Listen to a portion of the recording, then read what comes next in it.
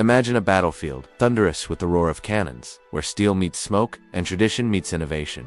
Picture a legendary English commander, revered and feared, riding into what he believes is one final glorious victory only, to find himself overwhelmed by a new kind of warfare. This was not just any battle. This was the Battle of Castillon, fought on July 17, 1453. It didn't just bring a crushing end to English hopes. In France it marked the final chapter of the 100 Years' War, a brutal and relentless conflict that spanned generations. If you've ever wondered how one battle could end over a century of war and reshape the fate of nations, you're about to find out. This is the story of how pride, innovation, and misjudgment converged to close the curtain on England's medieval empire.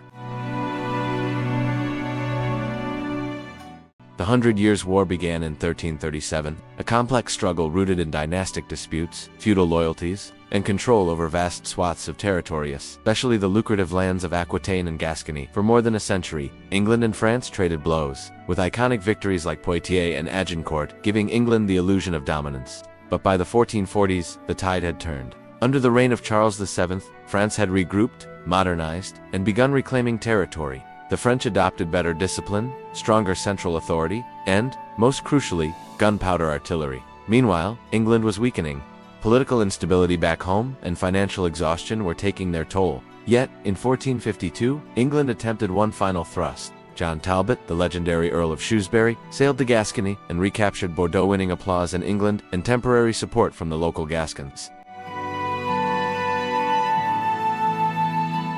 But this victory would be short-lived. The French, outraged at the loss of Bordeaux, mobilized swiftly. Charles VII dispatched 3 armies to the southwest, placing trusted commanders in charge, including Jean Bureau, the brilliant artillery officer who had already revolutionized French siege tactics. Talbot may have regained territory, but he was now outnumbered, isolated, and dangerously overconfident. In June 1453, French forces under Bureau laid siege to the town of Castillon, about 30 miles east of Bordeaux. But this wasn't an ordinary siege. Bureau didn't just encircle the town, he fortified his position like a fortress. He built an elaborate entrenched camp, bristling with cannons, earthworks, and defensive lines, all designed to lure and annihilate any English rescue attempt.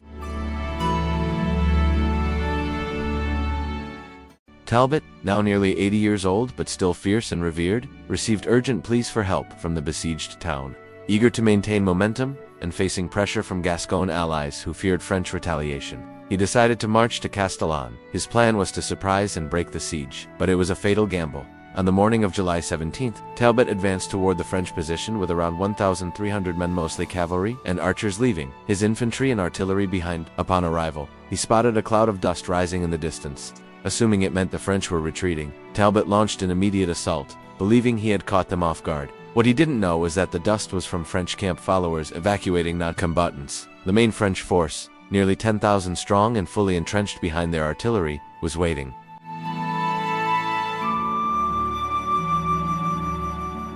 Despite warnings from his advisors, including Sir Thomas Everingham, who urged caution, Talbot pressed forward. His men dismounted and charged directly into Bureau's fortified camp. The response was devastating. French cannons unleashed a murderous hail of iron. Each volley shattered English lines, mowing down dozens at a time. The compact nature of the English assault meant they were especially vulnerable to concentrated fire.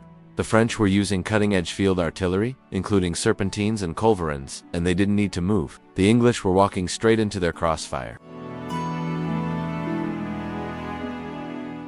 As chaos erupted, a fresh wave of disaster struck. A force of 1,000 Breton cavalry, held in reserve, flanked the English from across the river Loire.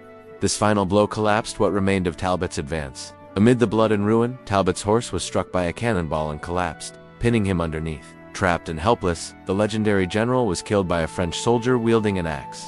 His son, Viscount Lisle, also fell in battle. The English army was annihilated. Out of approximately 6,000 English troops engaged at Castillon, more than 4,000 were killed, wounded, or captured. French losses barely 100. It was a one-sided slaughter. The next day, the garrison inside Castillon surrendered. Talbot's defeat had sealed their fate. French forces moved quickly, besieging Bordeaux once more. After a brief resistance, the city capitulated in October 1453. With that, England lost its last major foothold in France. Only Calais remained, and even that would be lost a century later. The 100 Years' War, which had started with claims to thrones and feudal rights, ended with thunderous cannon fire and a dramatic reversal of fortune. France emerged more centralized and powerful under Charles VII. England, meanwhile, was left reeling. Just 2 years later, the War of the Roses erupted at home civil war, fueled in part by the humiliation in France.